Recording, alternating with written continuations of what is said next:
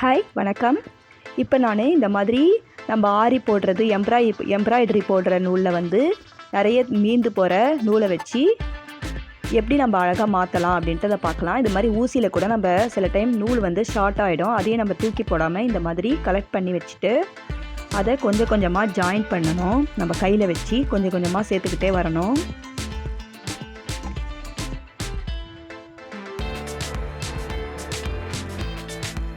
இப்படி சேர்த்து வச்சுக்கினே வரணும்.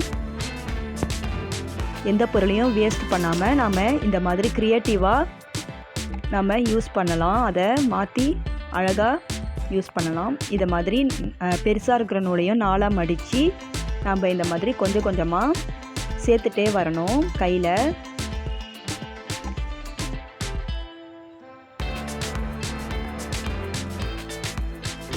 இப்போது அதை வந்து எல்லாத்தையும் நம்ம ஜாயின் பண்ணியாச்சு. ஜாயின் பண்ணிவிட்டு இந்த மாதிரி ஒரு நூல் வச்சு நல்லா சுற்றிக்கணும்.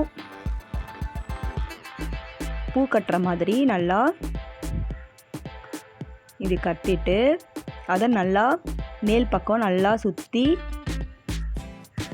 மறுபடியும் பூ கட்டுற மாதிரி முடிச்சு போட்டுக்கணும். அப்புறம் மேலே நல்லா கட் பண்ணி லெவல் ஆக்கணும். அதே மாதிரி கீழேயும் நல்லா அன்ஈவனாக இருக்கிறத நம்ம ஈக்குவலாக கட் பண்ணி இந்த மாதிரி ரெடி பண்ணிக்கணும். பாருங்கள் எவ்வளோ அழகாக ரெடி பண்ணியாச்சு. இப்போ இது மேலே நான் பீட்ஸ் எல்லாம் வச்சு ரெடி பண்ண போகிறேன். இந்த மாதிரி பண்ணி நம்ம ட்ரெஸ்லலாம் நம்ம இதை வந்து வச்சு ஸ்டிச் பண்ணிக்கலாம். அழகாக இருக்கும் பார்க்கறதுக்கு.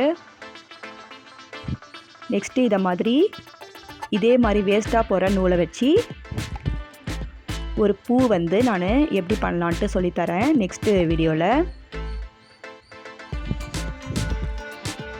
பாருங்கள் எவ்வளோ அழகாக ரெடி பண்ணியாச்சு.